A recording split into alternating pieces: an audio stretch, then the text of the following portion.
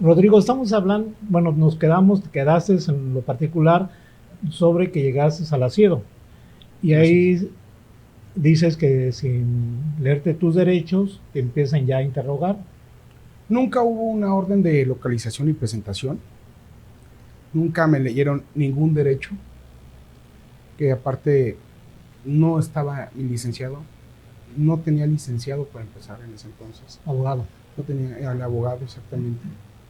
Entonces me empiezan a violentar mis derechos, yo sin saberlos. Yo hasta después me enteré, de pon las huellas, las pruebas de saliva, fotografías, todo eso. Cuando fue una presentación mía, yo fui a declarar, así como lo han hecho muchas personas, y que no se lleva ese orden. ¿No? Que vas, te presentes con tus abogados y declaras, pero no tienen por qué tomarte huellas dactilares ni mucho menos otro tipo de muestras. ¿No? Entonces, el interrogatorio empieza a las 3:30. Pero, ¿qué delitos te estaban imputando, te estaban proyectando en ese momento? No tenía ningún. ¿No te dijeron está detenido por esto, lo interrogamos? Nunca. Nunca. Nunca me Ok. dicen por qué el delito o por qué. Nunca. Absolutamente no. Entonces, en el interrogatorio, pues, dos psicólogos que nunca mostraron su identificación y 4 fiscales. Entonces me empiezan a hacer preguntas, todo eso, ¿no?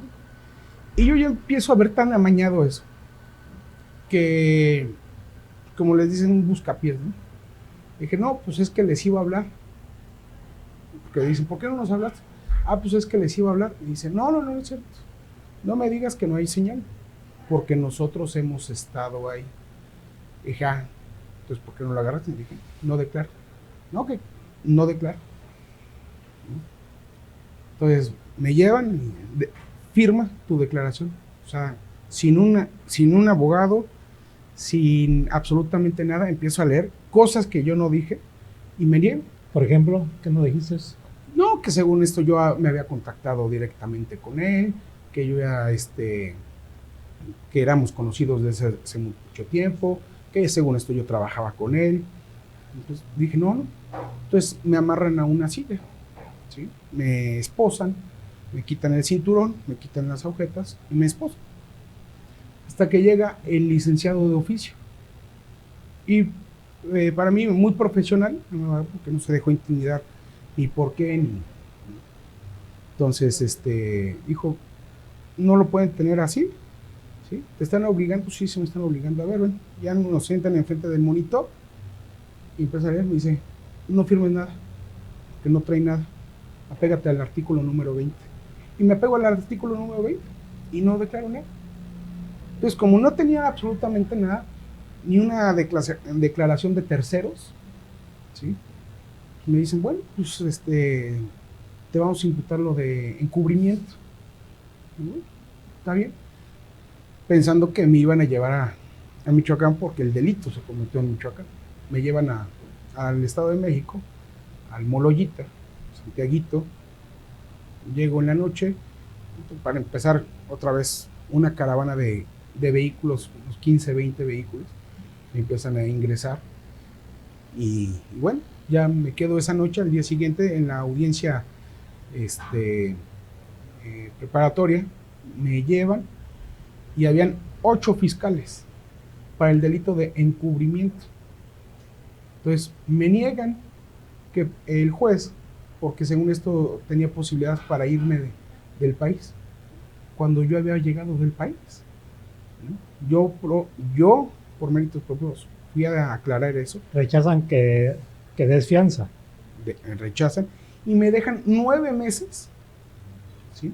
Por un delito menor, que a lo mucho deberían de ser 15 días. Por un delito menor estoy hablando que es un choque, es algo administrativo, y me dejan 9 meses. ¿Sí? Salgo a los 9 meses bajo caución, empiezo a firmar en el reclusorio norte. Los primeros Perdón, meses, pero esos 9 meses, ¿cómo era tu vida en esos 9 meses? estaba experimentando algo, no sabía cómo. Ahí me decían, mucha gente dice, es que no sé por qué estás aquí, pues es un delito menor. Y me posponían y me cambiaban de juez y esto y lo otro. Y los abogados que yo tenía en ese momento desconocían de todo el procedimiento y de leyes. ¿Sí? Hasta que interviene un licenciado que pide de favor de que lo dejemos actuar, ¿sí? Que se llama el licenciado Everardo, y empieza a meter lo que se tiene que meter.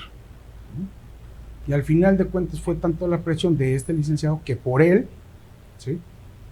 Colegiado, otorga la libertad bajo caución. En ese tiempo había rumores así un poco sueltos de que tenías privilegios ahí en el penal, en la Morollita. No, igual que todo, ¿no? Igual su televisión, pues la comida, podría decirse. Nada, ya fuera de lo normal, nada. Pero fuera de lo normal, nada, ni teléfonos, ni nada de eso. Había un teléfono ahí en el penal, que era de tarjeta, y siempre hice mis llamadas por eso. Pero nada más. Era lo único. Privilegios, pues no, ninguno. Saliendo, ¿qué hiciste? Bueno, pues saliendo, desconocía cómo estaba todo el movimiento acá afuera. Entonces, cuando salí, vi a todos los medios de comunicación en moto arriba de las azoteas, filmando algo que realmente no valía la pena. Estaban haciendo más alarde de lo que realmente era, ¿no? Un circo. Sí, era un circo. Claro que era un circo, ¿no? Porque no extorsioné, no maté, no nada. Era un delito muy menor, que es encubrimiento. Pero aparte que no pueden violar tus derechos.